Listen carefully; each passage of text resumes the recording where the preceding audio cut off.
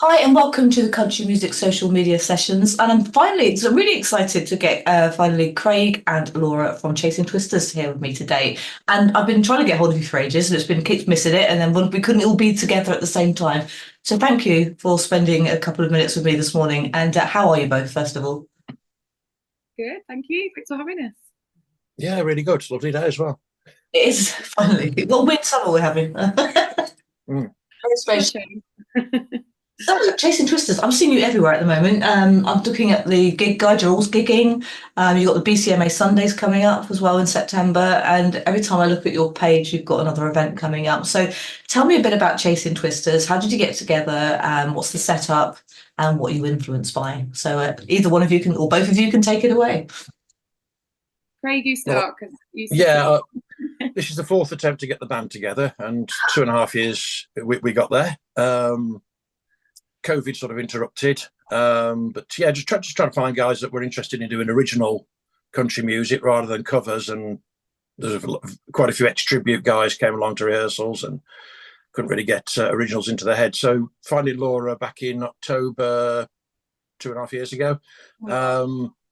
Also a songwriter, keen to sing.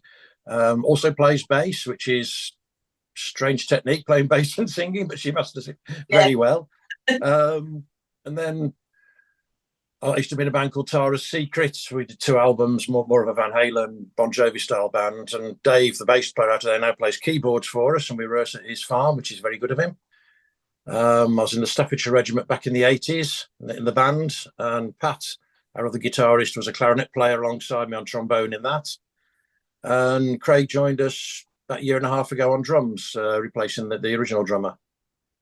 Yeah. But yeah, that was the plan. Let's get some original. Yeah. It seems people like Laura Oakes and Honey Ryder getting out there, brave enough to do original country music in the UK, sort of prompted me, and we even written a song thanking Laura for that.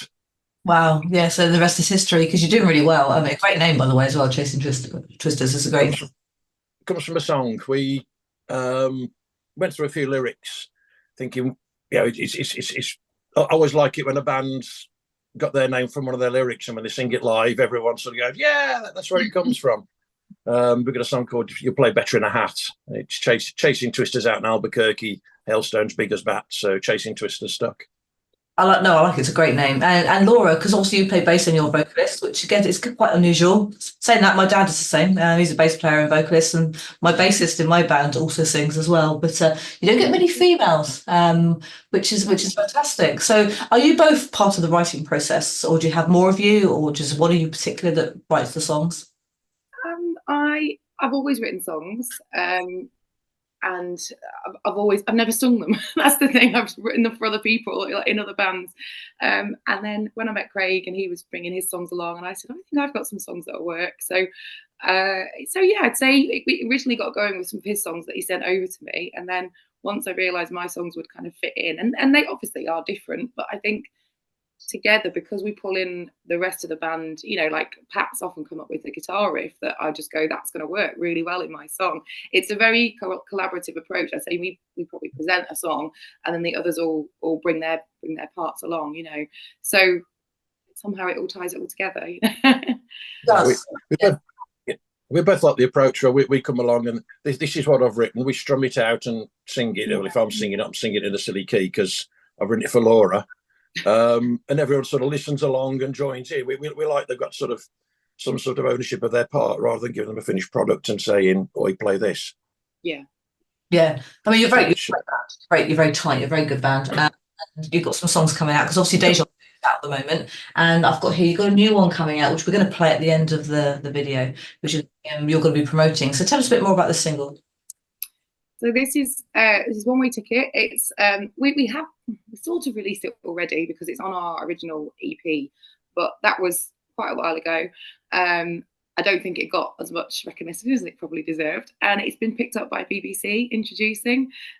So we kind of thought, oh, do you know what? If they're playing it now, let's put it out again and get everyone on board while we're going to be in the studio very soon, recording more of a full album to release. So until we've got that ready to go, we just thought let's get on board with this. And it's a detailed press release and bio as well, because we'll get it out to radio again for you if you haven't already. Yeah, exactly. And it's just so amazing that BBC Introducing picked it up. I submitted it to them ages ago, and finally I got that email, and you're like, woo!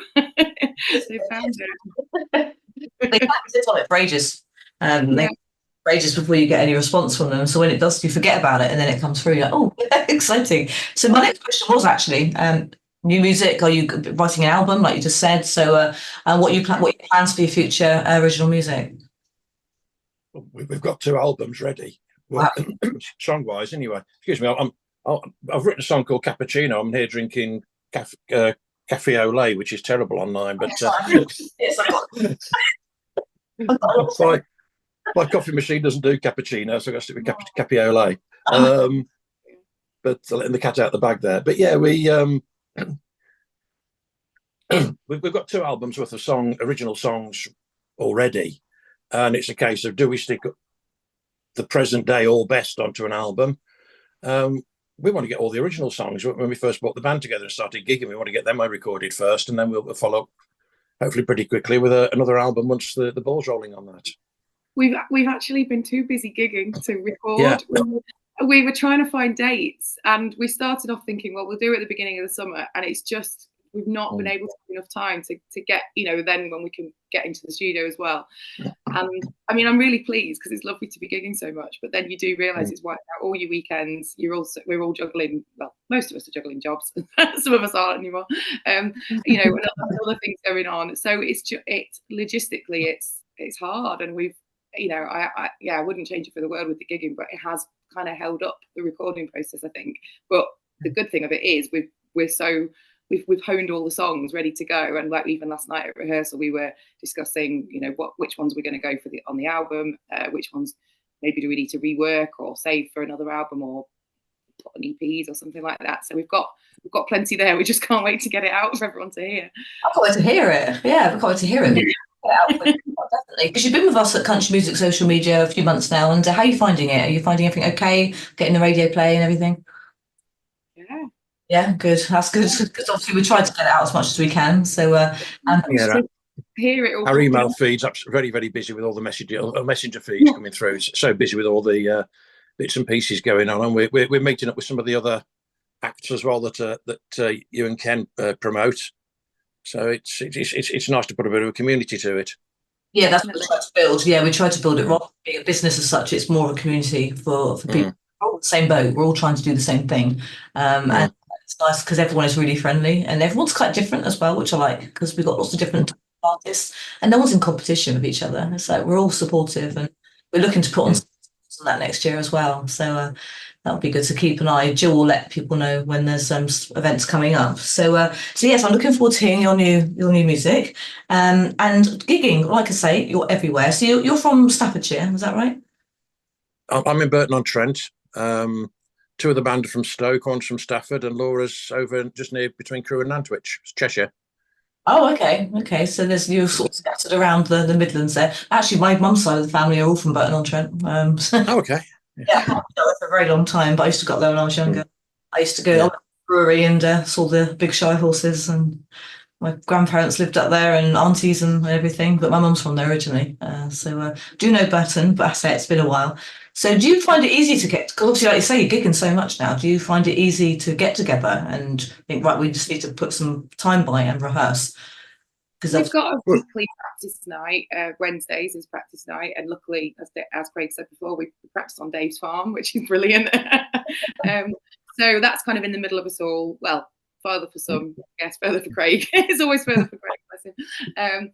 But yeah, so it's nice to have a central place where we can meet. And I'd say Stoke is our kind of focus area, because we did start getting most gigs around there, and it's at least quite a big centre, so it's there's quite a few opportunities for live music.